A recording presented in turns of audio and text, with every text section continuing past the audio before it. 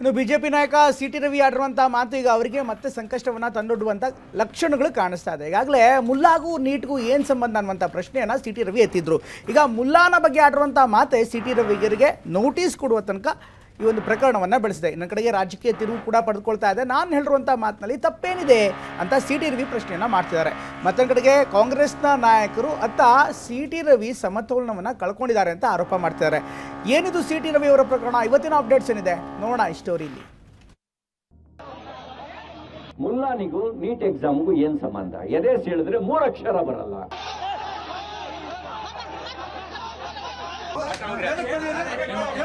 CT. ರವಿನ ಮುಟ್ಟಿ ನೋಡೋಣ, ಮುಟ್ಟಿ ಈ ತರ ಜನಗಳು ಸೇರಿಸ್ಕೊಂಡು ಕೂಗಾಡಕ್ಕೆ ಇದೇನು ಆಫ್ರಿಕನ್ ಕಂಟ್ರಿ ಅಲ್ಲ ಅಥವಾ ನಾರ್ತ್ ಕೊರಿಯಾ ಅಲ್ಲ.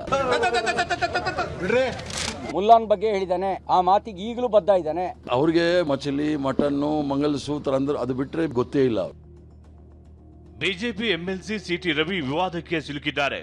ದೆಹಲಿಯ ನೀಟ್ ಅಕ್ರಮದ ವಿರುದ್ಧದ ಹೋರಾಟ ಟೀಕಿಸುವ ಭರದಲ್ಲಿ ವಿವಾದ ಮೈ ಮೇಲೆ ಎಳೆದುಕೊಂಡಿದ್ದಾರೆ. ಹಾಗಿದ್ರೆ ಏನ್ ಈ ವಿವಾದ ಅಂತ ಹೇಳ್ತೀವಿ. ಅದಕ್ಕೂ ಮುನ್ನ ಈ ಹೇಳಿಕೆಯನ್ನ ನೋಡಿ. ಮುಲ್ಲಾನಿಗೂ ನೀಟ್ ಎಕ್ಸಾಮ್ಗೂ ಏನ್ ಸಂಬಂಧ? ಎದೆ ಹೇಳಿದ್ರೆ 3 ಅಕ್ಷರ ಬರಲ್ಲ. ಆತ ಬಂದು ನೀಟ್ ವಿರುದ್ಧ ಹೋರಾಟ ಅಂತ ಪ್ರಧಾನಿ ರಾಜೀನಾಮೆ ಕೊಡ್ಬೇಕಂತೆ, ಮೋದಿ ಹಠಾವಂತೆ. ನಾನು ನಿಮ್ಮನ್ನ ಕೇಳಕ್ ಬಯಸ್ತೇನೆ, ನಿನ್ನ ಎದೆ ಸೀಳಿದ್ರೆ 3 ಅಕ್ಷರ ನಿಮ್ಮ ಎದೆ ಒಳಗಡೆ ಇಲ್ಲ, 3 ಅಕ್ಷರ ಬರಲ್ಲ. ಇದು ಜುಲೈ 24ರಂದು ಸಿ.ಟಿ. ರವಿ ಕೊಟ್ಟಿರುವ ಹೇಳಿಕೆ. ಚಿಕ್ಕಮಗಳೂರಿನಲ್ಲಿ ನಡೆದಿದ್ದ ಪ್ರತಿಭಟನೆ ವೇಳೆ ದೆಹಲಿ ಹೋರಾಟದ ಕುರಿತು ಆಕ್ರೋಶ ಹೊರಹಾಕಿದ್ರು. ಆವೇಶದ ಭರದಲ್ಲಿ ಎದೆ ಸಿಡಿದ್ರೆ 3 ಅಕ್ಷರ ಇಲ್ಲ, ಮುಲ್ಲಾನಿಗೂ ನೀಟ್ಗೂ ಏನ್ ಸಂಬಂಧ ಅಂತ ಪ್ರಶ್ನಿಸಿದ್ರು. ಈ ಸಂಬಂಧ ಎಫ್ಐಆರ್ ದಾಖಲಾಗಿ ನಿನ್ನೆ ನೋಟಿಸ್ ಕೂಡ ಕೊಡಲಾಗಿದೆ. ಈ ವೇಳೆ ದೊಡ್ಡ ಹೈಡ್ರಾಮವೇ ನಡೆದು ಹೋಗಿದೆ. ನೋಟಿಸ್ ಪ್ರಕಾರ ಸಿ.ಟಿ. ರವಿ ಇವತ್ತು ಪೊಲೀಸ್ ವಿಚಾರಣೆಗೆ ಬರಬೇಕಿತ್ತು. ಆದರೆ ನೋಟಿಸ್ಗೆ ಉತ್ತರಿಸಲು 7 ದಿನ ಕಾಲಾವಕಾಶ ಕೇಳಿದ್ದಾರೆ.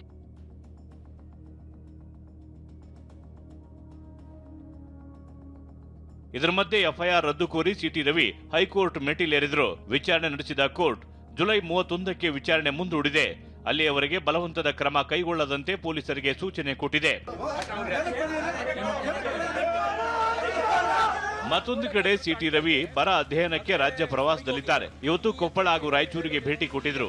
ಈ ವೇಳೆ ಸುದ್ದಿಗೋಷ್ಠಿ ನಡೆಸಿ ಮಾತನಾಡಿದ್ರು. ತಮ್ಮ ಮುಲ್ಲಾ ಹೇಳಿಕೆಗೆ ಈಗಲೂ ಬದ್ಧ ಅಂತ ಸಮರ್ಥನೆ ಮಾಡಿಕೊಂಡ್ರು. ಅಲ್ಲದೆ ಪಹಲ್ಗಾಮ್ ದಾಳಿ ಮಾಡಿದ್ದು ನಿಮ್ಮದೇ ಸಮುದಾಯ, ಅದರ ಹೊಣೆ ಹೊರುತ್ತೀರಾ ಅಂತ ಮುಸ್ಲಿಂ ಸಮುದಾಯವನ್ನ ಪ್ರಶ್ನಿಸಿದ್ರು.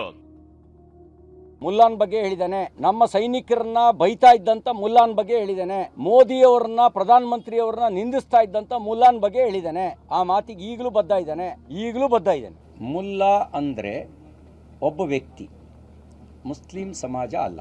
ಒಬ್ಬ ಮುಲ್ಲಾ ಅವನ ಬಗ್ಗೆ ಟೀಕೆ ಮಾಡಿದ್ದನ್ನ ಇಲ್ಲಿರೋರೆಲ್ಲ ನಮಗೆ ಅಂತ ಅನ್ಕೊಳ್ತಾರೆ ಅನ್ನೋದಾದ್ರೆ, ಪೆಹಲ್ಗಾವ್ನಲ್ಲಿ ಧರ್ಮ ಕೇಳಿ ನಮ್ಮ ಹಿಂದೂಗಳನ್ನು ಕೊಂದ್ರಲ್ಲ, ಆ ಕೊಂದವನು ನಿಮ್ಮ ಜಾತಿಗೆ ಸೇರಿದವನಲ್ಲ, ಆ ಪಾಪದ ಹೊಣೆ ನಿಮಗೂ ಸೇರಿರ್ಬೇಕಲ್ಲ.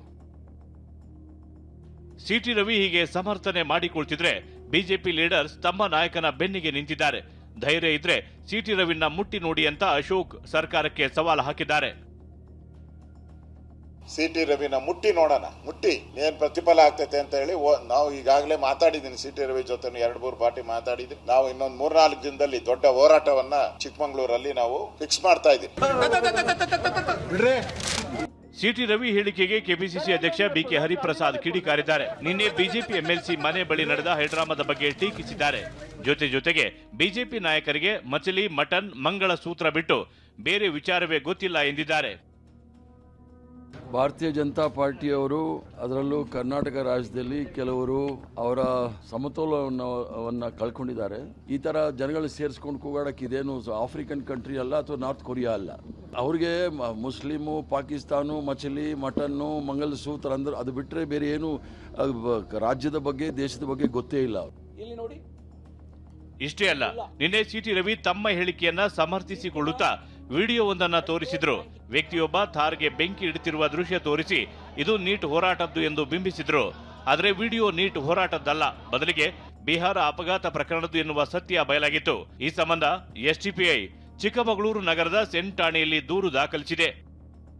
Bureau report, TV9.